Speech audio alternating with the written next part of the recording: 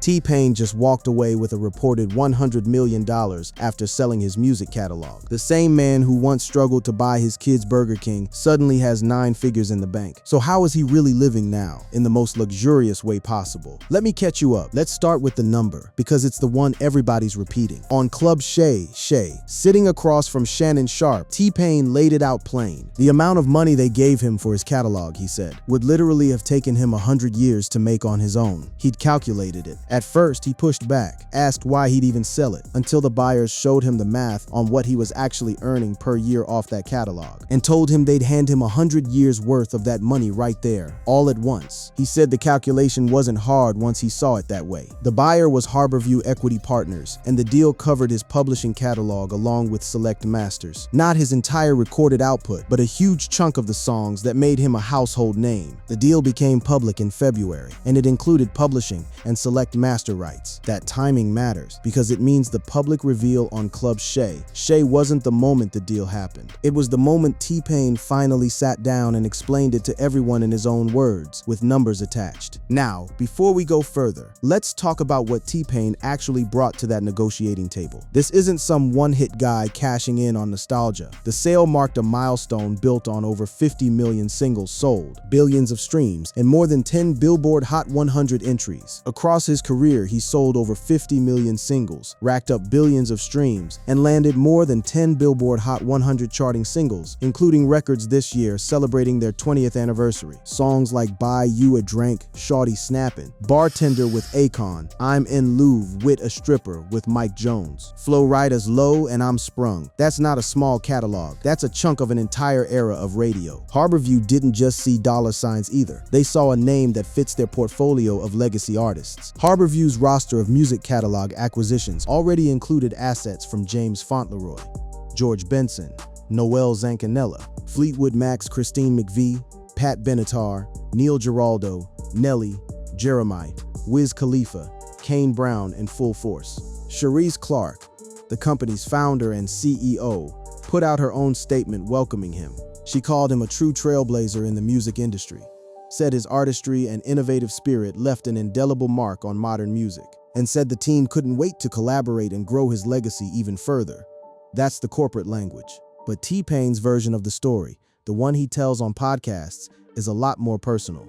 He didn't frame this as a business transaction first. He framed it as a family conversation. He recalled pulling his wife aside to share the news, closing the door and telling her they were rich. They had $100 million. Other versions of that same story have him going even further with the build-up, sitting his wife down, asking if the kids were at school, telling her he needed to talk about something important for the future of the family. It's the kind of scene that sounds almost too cinematic to be real, except he's told it more than once, in more than one interview, with the same beats every time. And here's the thing that makes this deal different from just another artist cashing a check. T-Pain wasn't doing this because he was desperate. He was doing it because he ran the numbers on his own future and decided the lump sum made more sense than waiting. On his Twitch livestream, he broke down his actual thinking. He'd noticed streaming services had devalued artists' music without their consent. And once he saw how highly valued his songs still were, he decided it was in his best interest to take control of his own discography and invest in what came next. He put it bluntly, he wasn't leaving his kid's future in the hands of the music industry. And he said he knew exactly how much he'd need to live out the rest of his life. That last line is the whole story in one sentence. This wasn't a man impulsively selling off his life's work for a payday. This was a man who has been through the ringer with money before, doing the math on exactly what security looks like, and taking it while the offer was on the table. So what did he actually get in return, beyond the number? T-Pain has explained since then that the agreement wasn't just a straight ownership handoff. He's explained that selling his catalog involved more than giving up ownership of his existing music. The agreement also gave Harborview a stake in what comes next. That's an important detail because it tells you this deal was built to last, not just to clear his existing songs off his plate. It's a partnership structure, not a one-and-done sale. And T-Pain isn't shy about calling out double standards either. He's pointed out that plenty of people in the industry get greedy chasing bigger numbers, bigger deals, bigger everything, and he doesn't knock them for it. Even while others were collecting pennies from a song's back end, he was earning 6 figures a night just performing it. And his attitude was simple: be greedy if you want, but you're not getting what I'm doing. That's confidence from a guy who knows he negotiated something rare. A legacy artist who converted decades of creative work into long-term, guaranteed wealth while still keeping his career moving forward. He even addressed the emotional side of letting go of songs that basically define his career. In the official statement when the deal became public, he didn't sound like someone mourning a loss. He said he was excited for the next chapter, partnering with Harborview to help preserve the legacy of his music, adding that the catalog represented years of hard work, creativity, and unforgettable moments, and that he didn't plan on stopping anytime soon. That last part is worth sitting with. A guy just cashed out on the songs that made him famous, and the first thing he says publicly is that he's not slowing down. Legal counsel on the deal was handled on both sides with actual professionals. Fox Rothschild served as legal counsel to Harborview. T-Pain was represented by Joey Halbardier of Halbardier APC, and the exact terms of the transaction weren't publicly disclosed at the time.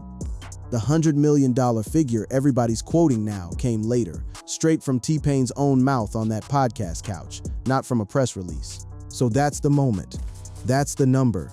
That's the wife in the kitchen scene, the calculator math, the six-figure nights, the "We Rich" line repeated on national podcasts. Now the real question, the one that actually matters for anyone watching this wondering what changes when a man like T-Pain gets a check like that, is what he's actually doing with his life now that it's in the bank. And to understand that, you've got to understand where he was before this deal ever came together. Because this isn't the first time T-Pain has had a lot of money. It's the second time. And the first time, it disappeared. Here's what a lot of people forget when they see the $100 million headline. T-Pain has already been rich once, really rich, and he lost almost all of it at his commercial peak, back when Auto-Tune was his signature and he had 10 songs hit #1. He accumulated a fortune estimated near $40 million. $40 million in the bank, at a time when he was one of the most in-demand voices on the radio. That's not modest money. That's the kind of number that's supposed to set a person up permanently. It didn't.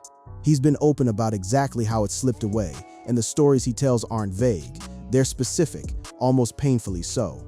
In one Breakfast Club interview, he was asked point blank what the most money he'd ever had at one time was. He said 40 million. Then came the line that changed the whole tone of the conversation. He said he'd had to borrow money just to get his kids Burger King. Let that sit for a second. A man who'd had $40 million in the bank, reduced to borrowing cash for fast food for his own children. That's not a slow decline. That's a cliff. How does that happen? T-Pain has walked through it multiple times, and the answer always comes back to the same two words: bad investments. He said poor spending and letting other people make bad real estate calls on his behalf contributed to going from 40 million down to nothing, describing it simply as a lot of bad investments and pointing to his manager buying properties that never lived up to their value. He wasn't running the real estate himself. He was trusting someone else's optimism. He said it plainly. It was a lot of bad investments. His manager purchased them, and the manager was way more optimistic than he was, buying what he called complete dumps and thinking a coat of paint would fix them. They never sold anything. Then there's the car. Every version of this story eventually gets to the Bugatti. He bought a brand new Bugatti and had to sell it back not long after. Not just a flashy mistake, but the moment the math stopped working. He later put a number on it during a Club Shay Shay appearance. The car cost $1.7 million and drained what he had left. And the timing was brutal. As soon as that payment cleared, he said his team warned him they might have to sell his house. One purchase, and suddenly the roof over his family's head was in question. The car itself didn't even last long in his garage. He kept it only a few months before facing a repair bill close to $90,000. After damaging a radiator, and not long after that, the car was gone, sold at a steep loss. Millions in, tens of thousands more in repairs, and then dumped for a fraction of what he paid. That's the kind of spending pattern that turns 40 million into nothing faster than anyone expects. And the house wasn't just a close call, it actually happened. That same period, he lost a home in Palm Beach to foreclosure after Deutsche Bank claimed he'd failed to keep up with mortgage payments dating back to 2016. A rapper with a platinum discography, losing a house to the bank. He'd originally taken out a loan of $85,800 back in 2007 for that property. It's a strange, almost small number next to 100 million, but it shows how far the fall actually went. Back to basic mortgage payments he couldn't keep current. The bankruptcy filing followed not long after. He's talked about the emotional whiplash of the whole cycle in his own words, describing himself as having been mega rich, then super broke, right in the middle of thinking he was still mega rich, before eventually rebuilding and finally learning to actually respect what money means long term. It wasn't just financial, it came with real psychological weight. He's been candid that the years surrounding his auto-tune backlash, when public figures piled on to say his sound was dragging music down, counted among the darkest stretches of his life, and he's credited therapy along with his family for helping him find stable ground again, both financially and emotionally. So by the time bankruptcy hit, T-Pain wasn't just broke, he was publicly, visibly humbled. A Grammy winner explaining to interviewers that he'd borrowed money for a fast food run. And that's the part of the story that makes the $100 million catalog sale hit different. This isn't a young artist getting rich for the first time and not knowing what to do with it. This is a man who has already lived the worst version of financial collapse, learned every lesson the hard way, and then got a second shot at real money, this time with a completely different mindset attached to it. That shift in mindset is really the hinge of this whole story, because the same guy who once bought a $2 million car on a whim is the same guy who years later sat across from Shannon Sharpe and explained why taking 100 years worth of future earnings up front was, in his words, not a hard calculation. Somewhere between the foreclosure notice and the Harborview deal, something changed in how he thinks about money, and that change didn't happen by accident. It happened because he rebuilt, piece by piece, in public, with cameras and podcasts documenting every step. That rebuild is really where the next part of this story lives. Because before Harborview ever came calling with an offer, T-Pain had already spent years quietly reconstructing his income streams from the ground up, not through another blockbuster album, but through something almost nobody expected from a 2000s hitmaker: a webcam, a gaming headset, and a Twitch account. While the industry mostly moved on from the peak auto-tune era, T-Pain quietly built an entirely different business, and it's the one that arguably set him up to negotiate from a position of strength when Harborview came calling. He didn't wait around hoping for another #1 single. He started streaming. He became CEO of Nappy Boy Gaming, a piece of his 2006 founded media company, Nappy Boy Entertainment, personally running and selecting members of its stream team, including creators like Big Cheese and Granny. This wasn't a celebrity slapping his name on something for a check. Nappy Boy Gaming came out of his own love for connecting with people through video games, and he'd actually started streaming on Twitch as early as 2014, using the platform to build an organization around one simple rule: you don't have to be good at games, but you have to be a good person. And he's talked about exactly how he recruits people for that roster, and it says a lot about how he views his own platform now, compared to how the industry once treated him. He looks for people who'd otherwise not be seen, scouring Twitch, watching streamers who might need a boost, who have low view counts but clearly deserve more. And that's how someone ends up signed to Nappy Boy Gaming. You don't have to be great at games to get signed. His only real rule: be a good person who likes to make people laugh and lift people up. Just don't be a jerk about it. That gaming arm has grown well past just streaming solo. He co-founded an entire league. Alongside entertainment figure Clinton Sparks, T-Pain helped launch the Global Gaming League, a first-of-its-kind, multi-title, live-action gaming entertainment league where professional gamers, influencers, and casual players compete side by side. The launch event in Las Vegas wasn't small either. Nick Cannon and Jermaine Dupri hosted the formal launch, which featured a live Soulja Boy performance and a pre-season premiere match between T-Pain's Nappy Boy Gaming and Bryce Hall's Hall Pass Gaming, complete with a friendly $10,000 wager. T-Pain isn't just a name attached to the league either. He's genuinely embedded in its day-to-day identity.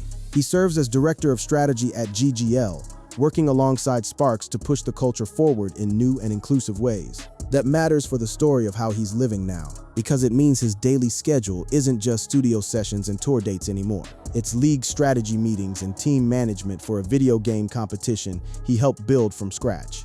That competitive streak turned into one of the more entertaining subplots of his post-catalog life, an actual rivalry with fellow R&B veteran Ne-Yo. The league's launch gained real momentum through an organic rivalry between the two music veterans, who emerged as competing team owners. T-Pain's Nappy Boy Grizzlies, facing off against Ne-Yo's Gentleman's Gaming team. The backstory is almost funnier than the rivalry itself. It started with a collaboration proposal. Ne-Yo approached T-Pain about forming a joint gaming team, but T-Pain's experience as an already established Twitch creator led him to turn the partnership down. And that rejection is what sparked the competitive setup that became central to the league's first event. Even their mothers got involved online, which tells you how seriously both artists were leaning into the bit. Their mothers jumped online to defend their sons, adding an extra layer to the whole competition, with Neo admitting that with moms chiming in, the stakes only went up. He said he can't lose in front of his mother, so now he's got to win. The championship rounds for that first season landed in Las Vegas at the Palms Casino Resort, with a full second season already planned for the following year. Beyond gaming, Nappy Boy Entertainment itself has grown into a genuinely diversified operation. It's not just a record label anymore. He's head of his own Nappy Boy Entertainment, along with offshoots like Nappy Boy Automotive, Nappy Boy Gaming, and Nappy Boy Drinks. That last one, a beverage line, is a business most people wouldn't expect from a guy known for pitch-corrected hooks, but it fits the pattern. T-Pain has spent the years since his financial collapse spreading his name across multiple, separate income streams instead of relying on one. And the streaming side of things isn't a side hustle anymore. It's a real audience. His Twitch following runs well over 1 million, and it's become such a core part of his public identity that the platform where he once just live-streamed casual gameplay is now where he breaks actual career news. Remember, it was during a Twitch livestream, not a magazine interview, where he laid out his full reasoning for why he sold the catalog in the first place. The line about streaming devaluing artists' music, the line about knowing exactly what he needed to live out the rest of his life. That's a man talking directly to the audience he built himself, on the platform he built himself, without a label or a publicist standing between him and the camera. This is the part of the story that explains why the $100 million deal didn't come out of nowhere and didn't need to change his entire identity overnight. By the time Harborview made their offer, T-Pain already had an entire ecosystem of businesses running independent of his old music income. A gaming league, a streaming brand, a beverage company, an automotive venture. The catalog sale didn't hand him a new life. It reinforced the one he'd already spent years quietly rebuilding, one live stream at a time. So now the question becomes what all of that actually looks like day to day. What $100 million combined with an already running business empire translates into when it comes to how T-Pain spends an actual week. And that's where his family, his marriage, and his continued presence on stage all come into the picture. If there's one thread that runs through every single interview T-Pain has given about money, it always circles back to the same place, his family. Not cars, not real estate, not studio equipment. His wife and his 3 kids. He's been married to Amber Najam since 2003, a relationship stretching over 2 decades that stands out against the far more turbulent personal lives of a lot of his peers in the industry. That's worth sitting with for a second. He married Amber before I'm Sprung ever hit the radio, before the auto-tune fame, before the 40 million, before the foreclosure, before the 100 million. She's been there through literally every version of his financial life. Together they have 3 kids, daughter Lyric and sons Muzik and Cadence Coda, who was born in May of 2009. Those are the kids he's referenced in nearly every version of the Burger King story, and they're also the reason he's given, over and over, for why he took the Harborview deal in the first place. Instead of continuing to bet on year-to-year music income, his own words about that motivation are consistent across every platform he's said them on. He wasn't going to leave his kids' future in the hands of the music industry. That's not a line crafted for a press release. That's the same sentiment he's repeated on a live stream, on a podcast, and in written statements. The man who once had to borrow cash for a fast food run built his entire justification for a 9-figure business decision around not wanting his own children to ever face that kind of uncertainty. And it's changed how he talks about success generally. Where the old T-Pain interviews were full of stories about buying whatever caught his eye, the newer ones sound almost like a completely different person talking. He's described his current outlook as being financially stable and far more focused on providing for his wife and kids than on chasing fame or another massive payday.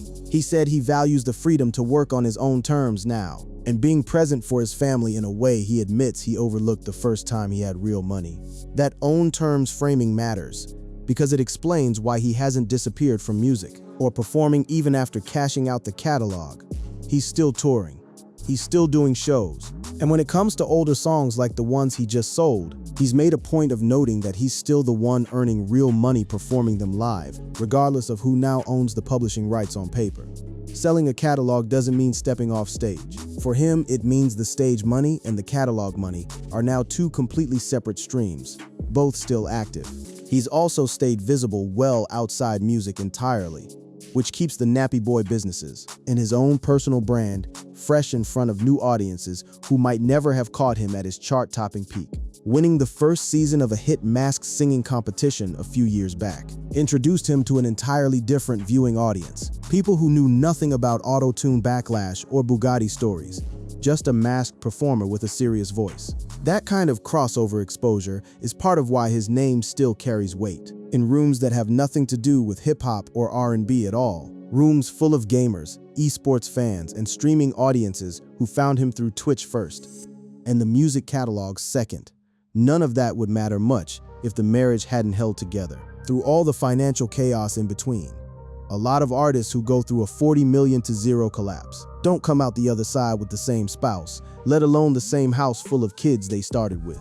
T-Pain did, and he's credited that stability directly, saying it was his family that helped him stabilize both financially and emotionally. During the darkest years, alongside therapy, he's been open about needing. That's really the picture underneath the headline number.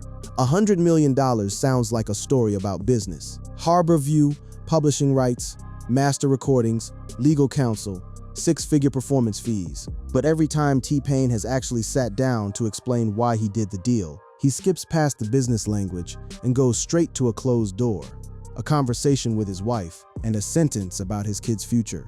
The money is the headline. The family is the reason. So where does all of that leave him right now? Today, with the deal closed and the check long since cleared. That's the last piece of this story, what he's actually doing with the freedom that money bought him, and what it says about where a career like his goes after the biggest single payday of his life. So here's where things actually sit. T-Pain took $100 million for a catalog full of songs that soundtracked an entire era, and instead of treating it as a finish line, he's treated it as fuel for everything he was already building. He's still making music. In his official statement, when the Harbor View deal became public, he was direct about that. He said he didn't plan on stopping anytime soon. That's not a throwaway line from a guy who just cashed out. That's someone drawing a clear boundary between selling old work and continuing to create new work. The catalog he sold covers the hits that made him famous. It doesn't cover whatever comes next, and he's made it clear he intends there to be a next. The gaming side of his life has only expanded since the sale went public. The global gaming league he co-founded is heading into new seasons, with championship events landing in major venues and a growing roster of celebrity-owned teams, competing under a banner built specifically to push visibility for creators the industry has historically overlooked. That's a business he built from nothing, on a platform, Twitch, that didn't even exist as a career path when he first got famous. It's now one of the central pillars of how he spends his time, and how he earns outside of music entirely. Nappy Boy Entertainment keeps expanding in the same direction. Not just a record label he started back in 2006, but the automotive venture, the beverage line, and the gaming organization, all running under one umbrella, all separate revenue streams that don't depend on streaming royalties or touring schedules to stay alive. That's the version of financial security he talked about wanting for his kids, actually built out in practice. Multiple businesses, multiple income sources, none of them tied to a single bad real estate decision. The way things went wrong the first time around, and the marriage and family that anchored him through the collapse, are still the center of how he talks about all of it. Every interview eventually loops back to Amber and the 3 kids, back to that closed-door conversation, back to the same reasoning. He calculated exactly what security looks like, and he took the version of it that guaranteed his family wouldn't face what they once faced. There's something almost poetic about a guy who once had to borrow money for a Burger King run, ending up as the same guy calmly explaining, years later, that turning down 100 years worth of future earnings all at once wasn't a hard calculation. The distance between those two moments is the entire story. It's not really about the number, even though the number is what got everyone's attention. It's about a person who lost almost everything once, learned exactly what went wrong, and built something sturdier the second time, spread across a gaming league, a beverage brand, an automotive venture, a streaming platform with over 1 million followers, and a marriage that outlasted every version of his bank account. The $100 million isn't sitting untouched somewhere either. It's functioning the way he said he wanted it to function from the start, as the kind of security that means his kids never have to hear. A version of the Burger King story from their own father. He said as much himself plainly, without much embellishment. He knew exactly how much he'd need to live out the rest of his life. And once the offer matched that number, there wasn't much left to think about. What's left now is just the day-to-day version of that security. Tour dates that still pay well because he's still one of the most recognizable voices from that era. Twitch streams that keep growing his gaming brand. A league he's steering strategy for, and a household that stayed intact through every swing his finances have taken. That's not a dramatic ending. It's a quiet one. But for a guy who's already lived through the dramatic version once, quiet might be exactly the point.